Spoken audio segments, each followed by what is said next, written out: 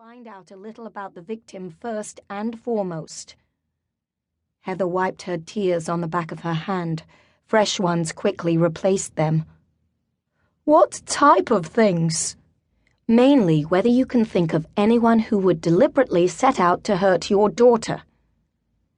Heather placed her head in her hands and sobbed openly. Sally and Jack exchanged an awkward glance while she wept. My baby, my poor baby. I'll never see her again.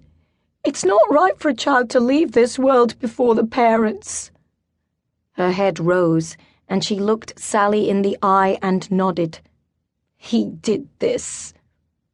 Sally shook her head as if trying to stir herself from a daze. Excuse me, who did it? At least who do you believe is responsible for killing Gemma? Her lip curled. Take your pick. You're not making any sense, Heather.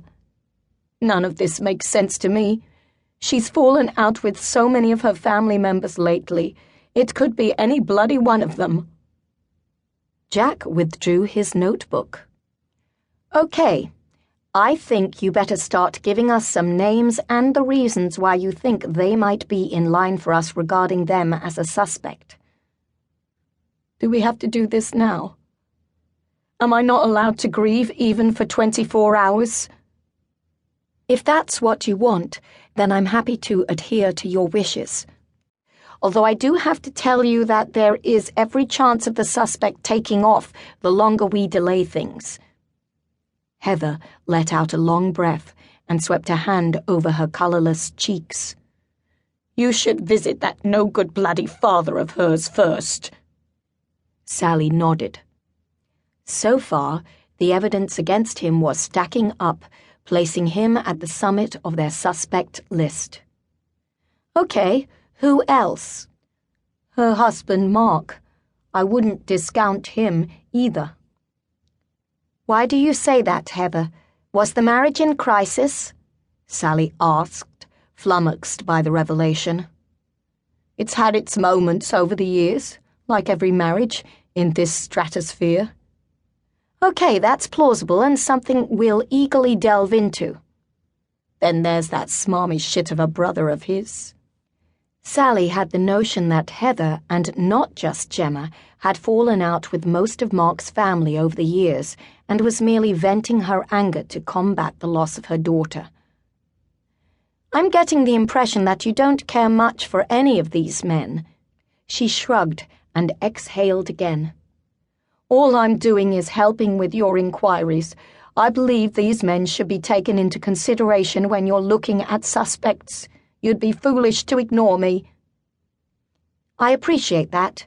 Do you want to go into detail as to why we should question these men in connection with the crime? Heather lit a cigarette. Her brow creased as she thought about Sally's question. I would rather wait and grieve a while. But I'm aware that any evidence I give you now will get this vile creature off the streets before they can harm anyone else. I doubt that will happen, though, as their target has already been brought down. Sally smiled at the woman, appreciating her willingness to be open. Just take your time. Let us know if you need to take a break, okay? Heather inhaled a few more puffs of her cigarette, then started telling them about all of Gemma's father's faults, which were lengthy to the point that Sally wondered if Jack would complain his hand hurt once he'd noted down all the information. Before things got out of hand, Sally interrupted Heather. Okay, I think we need to narrow this down to actual specifics. I appreciate that he's your ex-husband and that he's your ex for a reason, Heather. The thing is, I need to find a possible motive your ex-husband might have for taking his own daughter's life. I understand that, and that's what I'm trying to give you, Inspector. Maybe we should call it a day if you're not interested in what I have to say about him. I'm sorry if that's how it came across. Of course I'm interested in what you have to say. My job is to sift the information into piles of possible grievances on your part as an ex-partner and plausible motives for a father killing his own flesh.